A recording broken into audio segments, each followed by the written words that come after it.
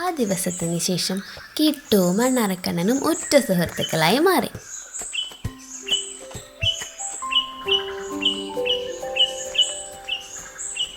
ഒരു ദിവസം കാട്ടിലൂടെ നടക്കുമ്പോൾ കിട്ടു അബദ്ധത്തിൽ വലിയൊരു കുഴിയിൽ വീണു.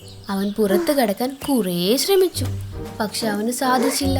കിട്ടു പേടിച്ചുറക്കെ കരയാൻ തുടങ്ങി. കിട്ടുവിന്റെ കരച്ചിൽ കേട്ട് അണ്ണാറക്കണ്ണൻ ഓടിയെത്തി. പക്ഷെ അണ്ണാനെ തനിച്ച് കിട്ടുവിനെ രക്ഷിക്കാൻ കഴിയില്ലായിരുന്നു. അണ്ണാൻ വേഗം പോയി കാട്ടിലെ ഒരു ആനയെയും കുരങ്ങിനെയും കൂട്ടിക്കൊണ്ടുവന്നു.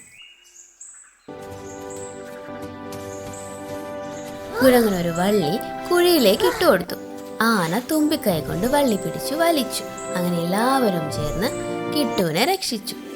കിട്ടു എല്ലാവരോടും നന്ദി പറഞ്ഞു.